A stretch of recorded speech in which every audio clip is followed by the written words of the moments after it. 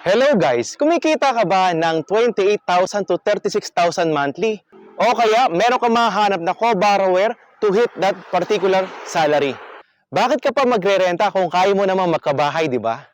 Yes, meron akong good news sa inyo dahil meron akong budget-friendly house and lot dito sa Rizal. For only 6,000 lang monthly, meron ka ng house and lot. Ngayon, nandito ako sa Barangay Pinugay, Baras, Rizal. Marilake Highway, mga 35 to 30 minutes away, nasa Kogyo ka na or MRT Masinag. Dito mismo ang terminal ng bus going to Riverbanks, Marikina. From 4:30 AM to 6 PM, mayroong bus dito. Kaya wala ka nang poproblemahin sa transportation dito. So tara, puntahan natin yung project. Let's go!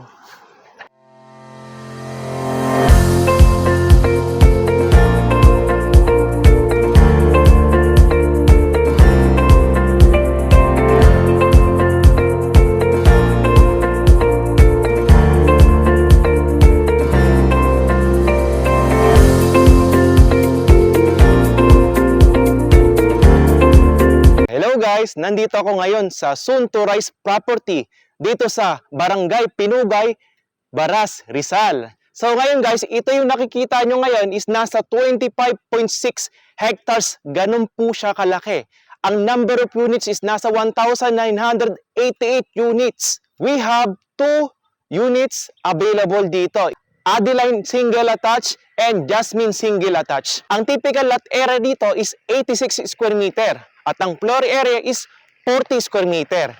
Sa single attached naman na Jasmine Townhouse, meron tayong 86 square meter typical lot area.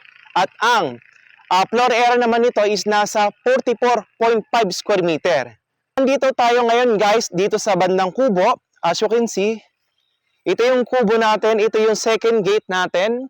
So, sa unang gate natin, pagpasok pa lang natin ng bridge, yun yung first gate. Second gate, at ang third gate natin guys, dun sa bandang dulo, papuntang Pinugay Elementary School. So sa lahat ng mga hindi pa nakakapag-subscribe sa aking YouTube channel, please subscribe to my YouTube channel, Ahente Property PH. Thank you so much. So, dito guys, ang itatayo ritong mga amenities, meron tayong clubhouse, parks and playground, at sa lahat ng mga lalaki dyan, meron tayong basketball court dito. Dito nga pala sa bandang kanan natin, ito guys yung mismong Palo Alto, tapat mismo natin. That is under Santa Lucia. Kailan ba ang turnover ng property dito? Usually 3 years. So ibig sabihin, kapag nakapag-fully paid ka na ng down payment mo within 2 years, ang construction ng isang property o ng bahay ay 1 year. Pero hindi naman inaabot ng 1 year yon. Pero to be safe guys, 3 years lang turnover ng unit. Okay?